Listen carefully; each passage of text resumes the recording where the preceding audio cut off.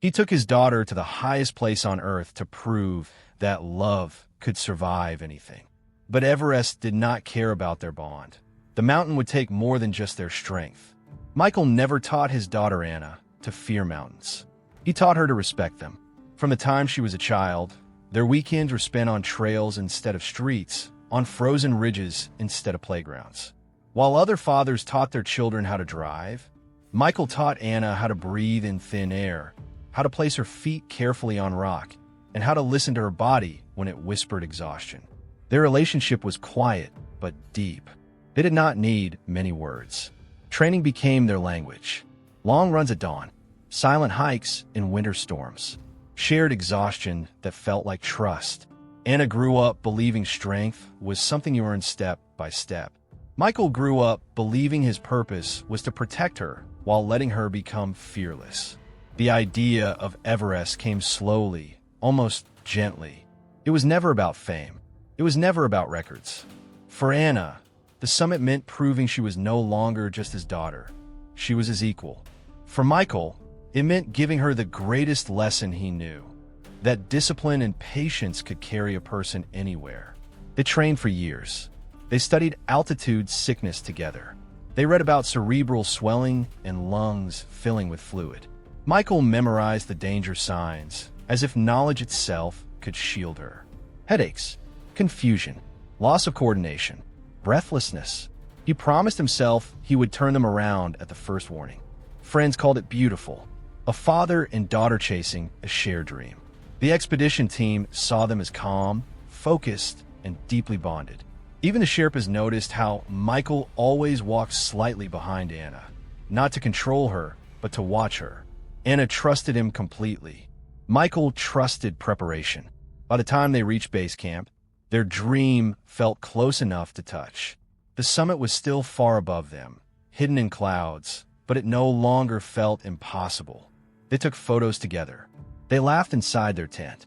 They spoke about what it would feel like to stand at the top of the world side by side. Neither of them said the thought out loud. Only one of them would come back. Everest had not shown its cruelty yet. It was still pretending to be a mountain.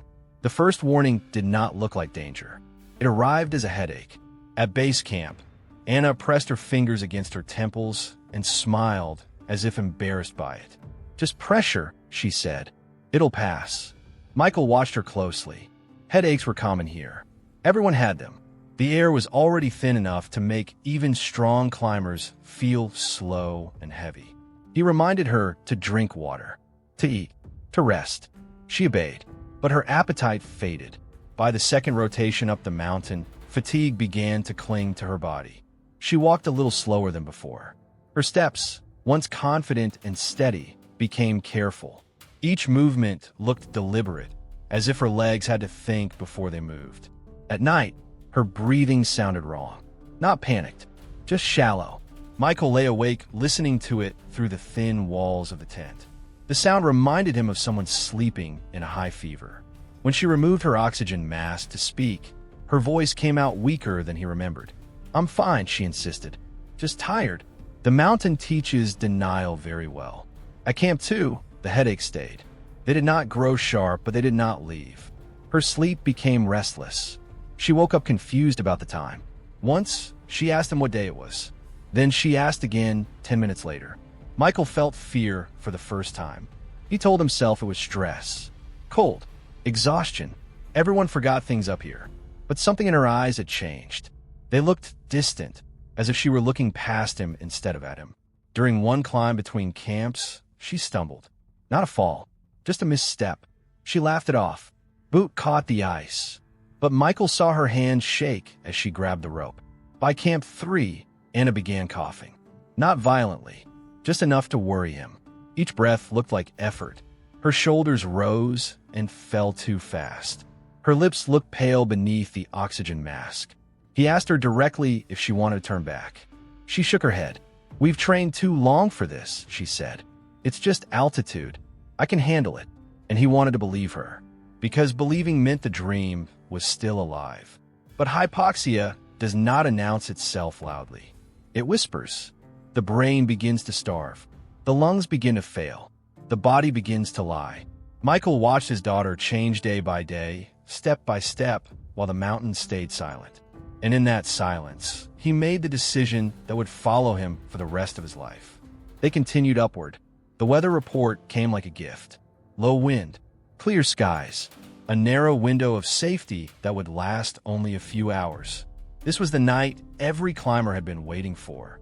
Inside the thin fabric of their tent at Camp 4, the world felt unreal.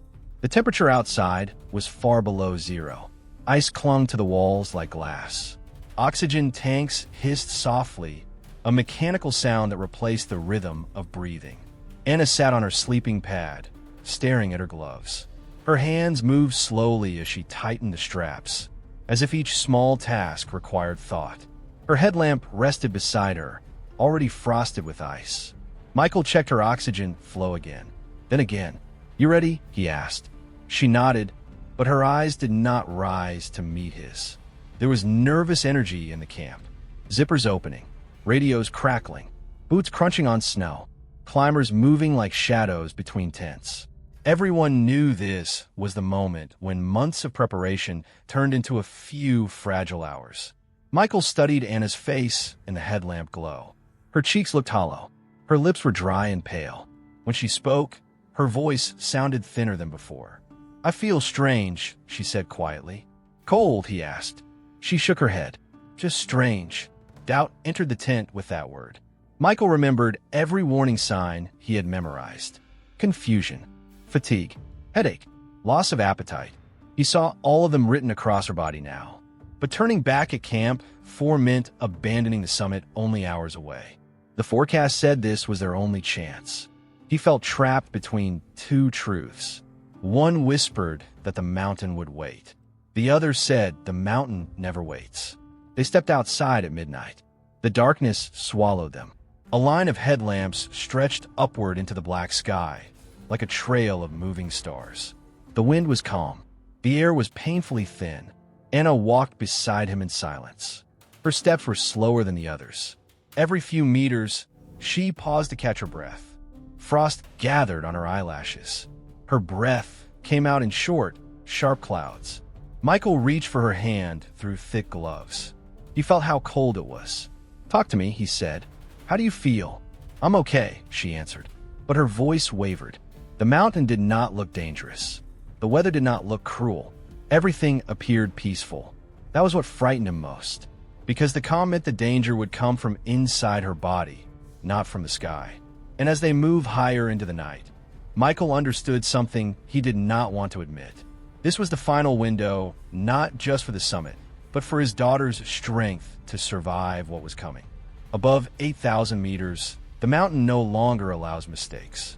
This was the death zone, where the human body begins to die simply by existing.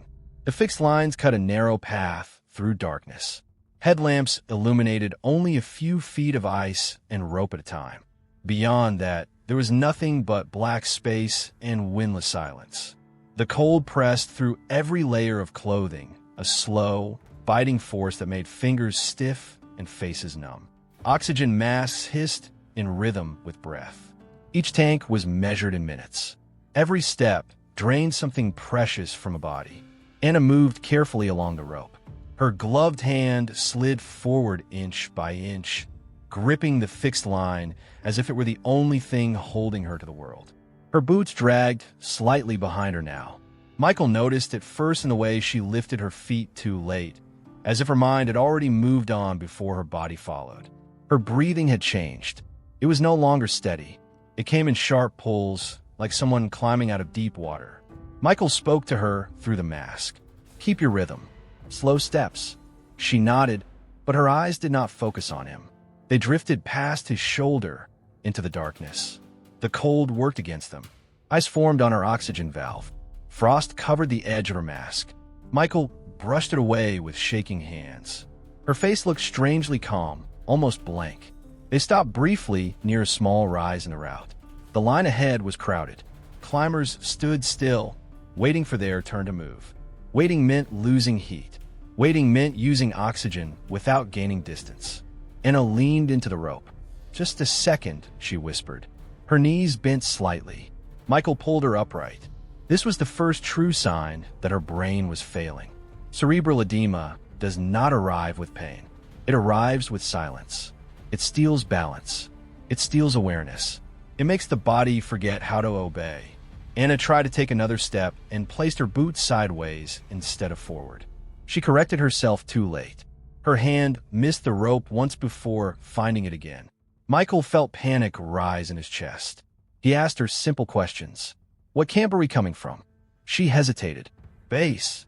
Camp 4, she said slowly. Her words came out wrong. They continued upward because the mountain does not allow stopping. The line pushed them forward. Darkness pressed from all sides. The cold tightened its grip. Her cough returned, wet and shallow. Each breath sounded heavier than the last.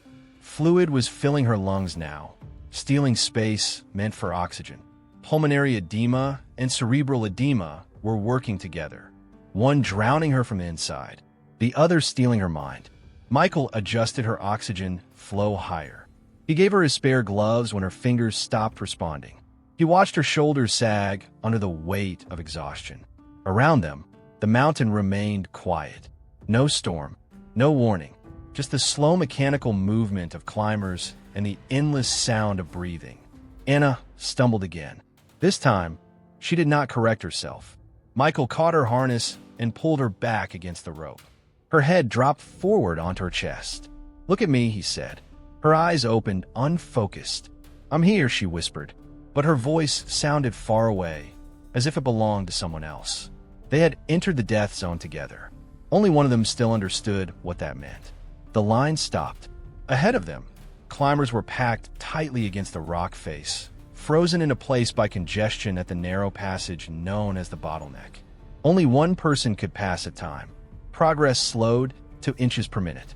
Waiting became unavoidable. And waiting in the death zone is the same as sinking. Oxygen drained with every breath. The cold crept deeper into gloves and boots. The silence filled with the sound of hissing masks and strained breathing. Anna leaned against the fixed line. Her head dropped forward. Michael lifted it gently. Stay awake, he said. Just look at me. Her eyes fluttered open. They were glassy now, empty of focus.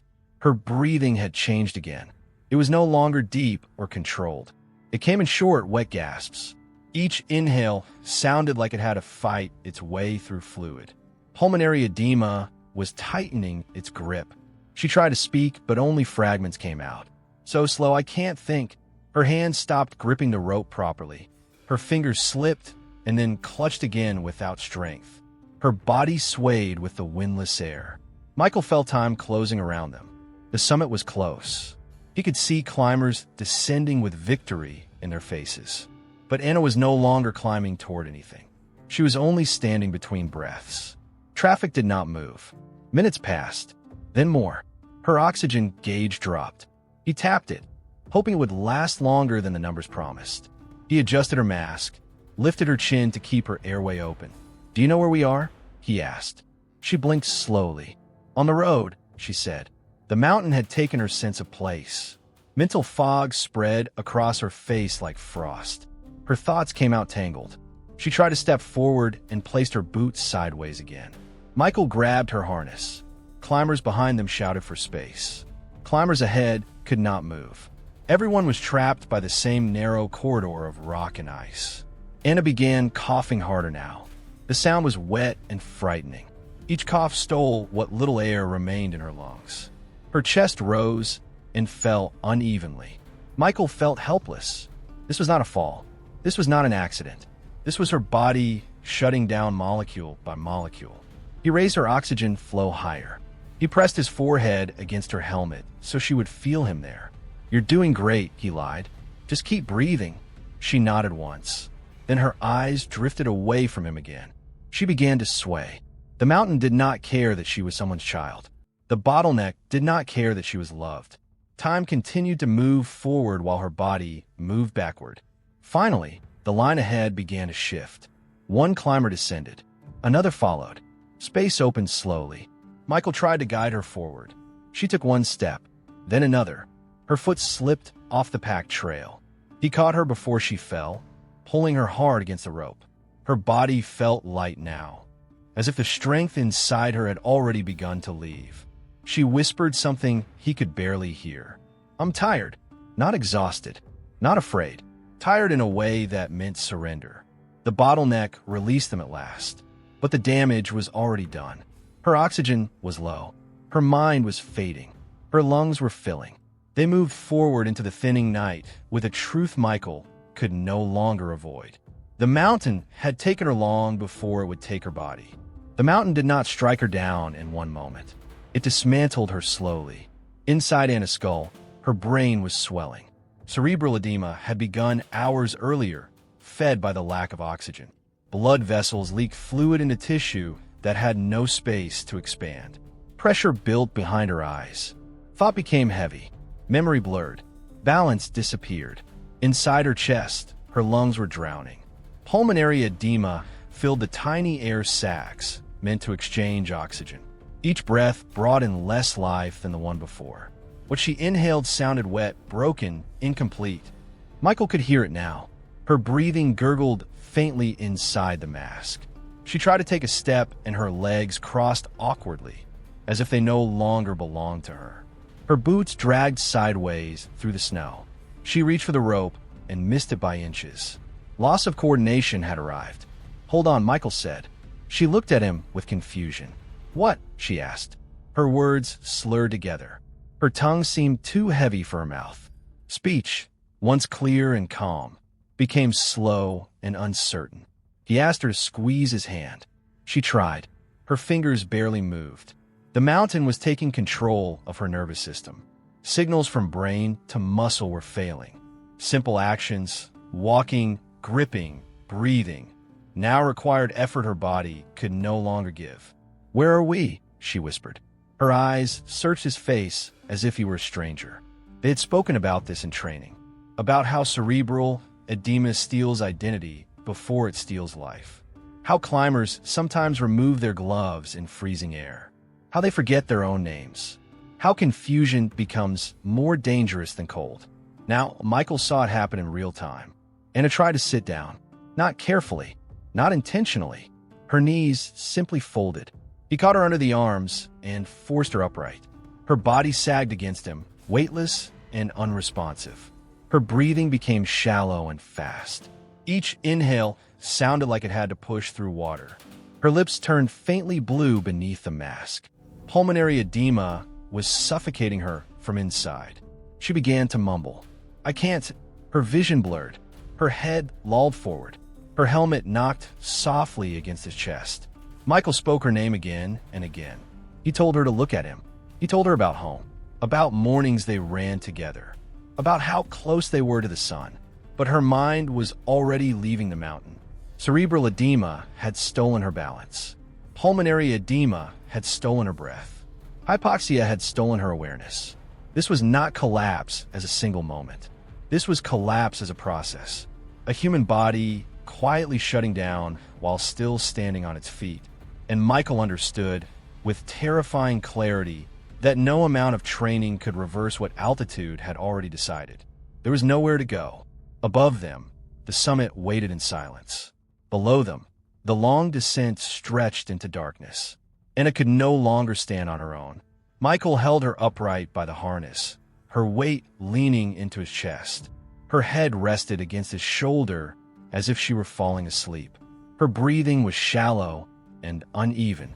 Each inhale sounded like it might be the last one strong enough to reach her lungs. Around them, climbers passed in single file. Some stopped, some stared, some whispered apologies before moving on. No one could help. At this altitude, rescue is a myth. Helicopters cannot fly here. Stretchers cannot move fast enough. Even two healthy climbers struggle to descend. Carrying an unconscious person would take hours they did not have. Physics had already made the decision. Michael looked at the summit ridge above them. It was close now, so close that he could see figures standing at the top, raising their arms into the thin blue sky. Victory was only a short climb away, but Anna was no longer climbing toward anything. She lifted her head slightly. Her eyes did not focus. "Dad," she whispered. "I'm cold." He pressed his helmet against hers. "I know," he said. "I'm here." Her Her words came slowly, tangled by swelling brain tissue. Did we make it? The question broke him. He could not answer with truth or with comfort. The summit meant nothing now. It had become a cruel symbol of what he could reach and she could not. This was the moment every climber fears and every parent cannot survive. Summit or survival, love or physics, stay and die together, or leave and live alone. If he stayed, his oxygen would run out. His strength would fade. He would collapse beside her. Two bodies instead of one. If he left, she would die without him. There is no version of this story where both survived. He held her face in his gloves and forced her to look at him. You have to keep breathing, he said. She nodded once, weakly. Her eyelids fluttered. I'm tired, she whispered. Not afraid, not in pain, just tired in a way that meant her body had reached its limit. Michael screamed for help into the thin air. His voice disappeared into the sky. The mountain did not answer. Climbers behind them urged him to move. Oxygen was draining. Cold was stealing feeling from his hands. He stayed with her as long as he could. Minutes felt like hours. He told her stories about when she was small, about the first trail they ever climbed together, about how proud he was of her. Her breathing slowed. The mountain kept moving. At some point, survival became instinct instead of choice. His legs shook. His vision blurred. He felt his own mind begin to fade. If he stayed, there would be no one left to remember her.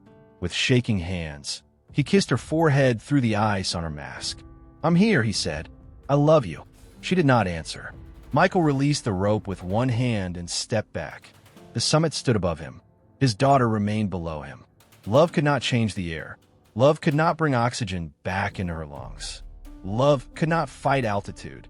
The mountain had chosen, and the only thing left for him was to walk away from the person he had spent his life protecting. Anna's body did not fall in a dramatic way. It simply gave up. Her knees folded first, slow and unresisting, as if the signal to stand had never reached them. The rope slipped from her gloved hand. Her helmet touched the rock wall with a soft, hollow sound. Michael turned back when he felt the tension leave the line. She was sinking sideways into the snow. Not sliding, not tumbling, just settling. He rushed to her, dropping to his knees beside her frozen shape. Her chest moved once, then again, each breath weaker than the last. Around them, climbers stopped. Headlamps pointed toward her body. Faces appeared in the darkness. Strangers who would remember this moment for the rest of their lives. Some whispered prayers. Some shook their heads. Some turned away because they could not look. What they saw was not an accident. They saw a young woman sitting against the mountain as if resting. Her eyes half open. Her oxygen mask crusted with ice. Frost already forming on her eyelashes. What Michael heard was not wind. It was her breathing. A thin, broken sound inside the mask. He leaned close so she would hear his voice. I'm here, he said. I'm right here. Her eyes moved slightly, but they did not focus. Her lips parted as if she wanted to speak. Only air came out. The sound of her breathing slowed. Each inhale took longer to arrive. Each exhale came out softer than the one before. Michael pressed his forehead to her helmet. He tried to warm her with his body. He tried to keep her upright so she would not slide away from him. He felt her chest rise one last time. It did not rise again. The mountain became very quiet. The wind did not howl. The sky did not change. The line of climbers did not stop. Silence wrapped around them in a way that felt heavier than sound. Michael stayed there, holding her shoulders, waiting for something to happen. A breath, a movement, a sign that the mountain had made a mistake. Nothing came. Her body began to stiffen in the cold. Someone touched his arm and whispered that he had to move, that his oxygen was low, that staying meant dying too. He looked down at his daughter one final time. She looked peaceful, as if she had fallen asleep halfway through a sentence. He stood. Michael reached the summit without knowing how. His body moved on instinct alone. One step after another. Clip the rope. Breathe. Step again. The world felt distant, as if he were watching someone else climb inside his skin. When he finally stood at the highest point on earth, there was no triumph waiting for him. No tears of joy. No raised arms. No photographs that meant anything. The summit was silent and empty. Other climbers celebrated around him. They hugged. They cried. They held flags into the sky. Their laughter drifted past him like wind. Michael stood apart. The mountain that had taken his daughter now offered him its highest point as a consolation prize. It felt obscene. He looked down the route where she had collapsed. He could not see her from here, but he knew exactly where she was. A small shape against the rock. A place that would never change again. The summit felt like betrayal. He stayed only a few seconds, long enough to realize there was nothing here for him anymore. Then he turned and began to descend. Every step down was heavier than the climb up. The mountain that once symbolized discipline and purpose now felt like a grave. The rope burned against his gloves. His legs shook with exhaustion and something deeper, guilt. At Camp 4, the tent felt too quiet. Her sleeping bag was still there. Her gloves lay where she had left them. Her cup still held frozen tea. The absence was louder than any storm. Other climbers avoided his eyes. Some whispered condolences. Some said nothing at all. There were no words for what had happened. Everyone understood the rule of the mountain. Survival belongs to those who can still walk. Michael lay awake all night listening to the wind. He replayed every moment. The headache, the cough, the hesitation at the bottleneck, the way she said she was tired. He asked himself the same question again and again. Why didn't I turn back sooner? The summit certificate meant nothing. The photos meant nothing. The world would call him a climber who reached Everest peak. He would call himself the father who walked away from his child. When he finally returned home, people congratulated him. They said he was brave. They said he was strong. They said he had achieved something few ever would. But every room felt wrong without her voice. Every morning felt unfinished. Every memory ended too early. The mountain had given him survival, and taken everything that made survival meaningful.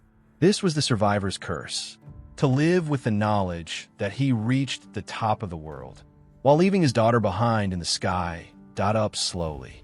When he stepped away, her body leaned against the rock, fixed in place by rope and ice. The mountain accepted her weight without reaction. Climbers moved past her in silence.